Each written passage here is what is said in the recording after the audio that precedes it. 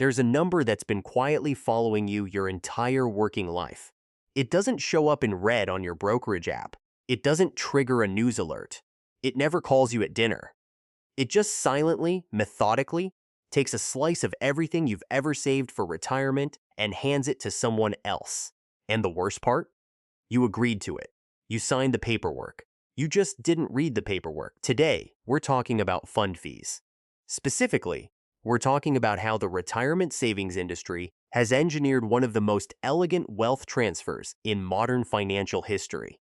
Not through fraud, not through scams, but through math that's technically disclosed, practically invisible, and financially catastrophic if you ignore it. Let me set the stage with a number. The average actively managed mutual fund charges somewhere between 0.5% and 1.5% in annual fees. That's what's called the expense ratio. And if you're sitting there thinking 1%, that's basically nothing. Congratulations. That's exactly what they're counting on. Here's the gut punch. Let's say you're 25 years old. You start contributing $500 a month to your 401k. You're going to work for 40 years, and your investments return 7% annually, which is roughly the long-term average of the US stock market after inflation. In that scenario, with zero fees, your account grows to approximately $1.3 million by the time you hit 65. Now let's add a 1% annual fee. Just 1%. That single percentage point doesn't take $13,000 from you. It doesn't even take $130,000. Over 40 years, a 1% annual fee quietly siphons roughly $330,000 from your retirement account. $330,000. Gone. To pay for someone to manage a fund that, statistically speaking, almost certainly underperformed a basic index fund anyway. And here's where it gets darker, because that number assumes you're only in one fund. The average American 401k participant is invested in multiple funds, and many employer-sponsored plans don't offer the cheapest options. In fact, a 2023 report found that nearly 30% of 401k participants are in plans with expense ratios above 1%, and in smaller employer plans, that number climbs higher. So let's talk about how this actually works, because the mechanism here is subtle and almost beautiful in how ruthless it is. Expense ratios are charged as a percentage of your assets under management every single year, regardless of performance. Whether the fund is up 20%, down 30%, or flatlining, like your uncle's conversation at Thanksgiving, they take their cut. And because the fee is calculated daily and automatically deducted from the fund's net asset value, you never actually see a line item. It's not like a subscription charge on your bank statement. It just silently reduces the returns you'd otherwise be getting, which means you never feel it. And because you never feel it, you never question it. Now let me introduce you to Mike. Mike is 32. He's not a finance person. He's a project manager who set up his 401k during HR onboarding, clicked on whatever sounded reasonable, and hasn't touched it since. His company plan has 3 fund options. He picked the one with the most familiar sounding name. That fund has an expense ratio of 1.1%. There's another fund in the same plan, a basic index fund, with an expense ratio of 0.03%. Mike has no idea there's a difference. Nobody told him. And the HR packet was 47 pages long and included a laminated guide to using the office coffee machine. By the time Mike retires, assuming identical returns, the fund he didn't choose will have made him roughly $280,000. More than the one he accidentally picked on day one. $280,000. Lost not through bad investing. Lost through bad defaults. And this is where the incentive structure becomes uncomfortable to look at directly. Because the companies managing these funds don't just make money when you make money. They make money based on how much money you have in their fund. Period. Full stop. That's the business model. The more assets under management, the more fees collected. So their entire incentive is to maximize the amount of money sitting in their funds, not to maximize the returns on that money. In 2023, the top 10 asset management firms collectively managed over $40 trillion in assets. $40 trillion. If even half of that sits in funds charging 0.5% annual fee, that's $100 billion a year in fee revenue.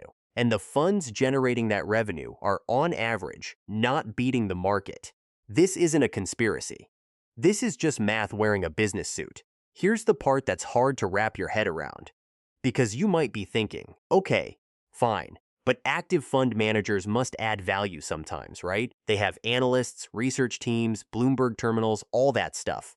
Surely that justifies the fee at least occasionally. And yes, occasionally. But let's look at the data. According to the S&P SPIVA report, which compares actively managed funds against their benchmark index, roughly 88% of actively managed large-cap funds underperformed the S&P 500 over a 15-year period.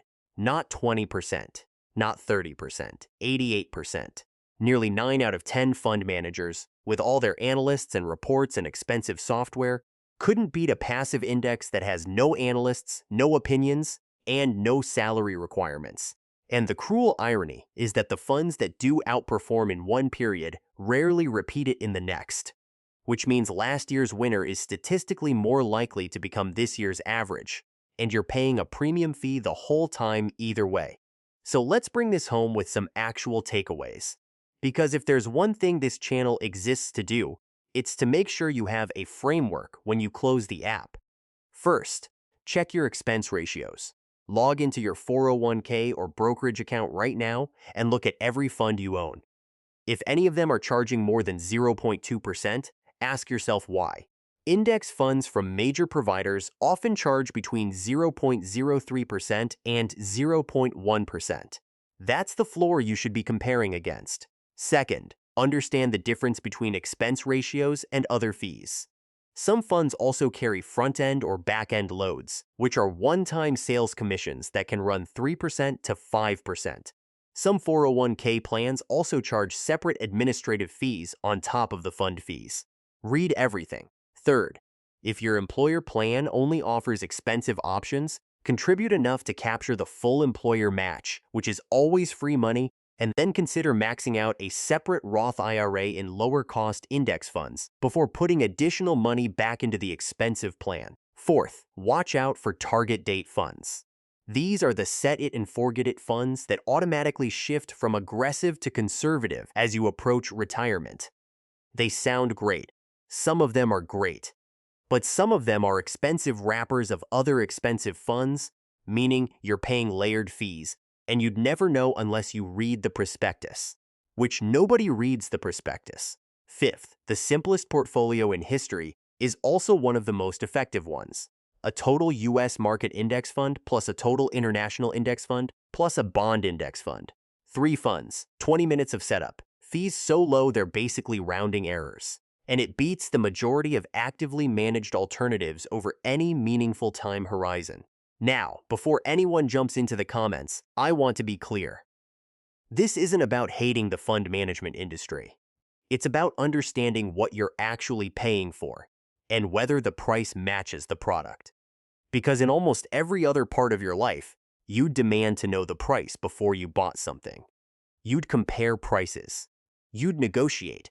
But for some reason, when it comes to retirement savings, most people just click accept, move on with their day, and quietly donate hundreds of thousands of dollars to the financial services sector over the course of their working life. And the industry is perfectly happy to let that continue because the math that's destroying your retirement is also the math that's building theirs. Markets can stay expensive longer than you'd expect. Economic cycles can confuse the smartest people in the room. But fee drag doesn't care about any of that. It's a guaranteed headwind every single year, compounding against you in exactly the same way your returns are supposed to be compounding for you. The only question is whether you're going to do anything about it. So I want to hear where you land on this. When you actually go look at your retirement accounts this week, what are you going to find? Are you going to be in A, a low-cost index fund that's been quietly doing its job?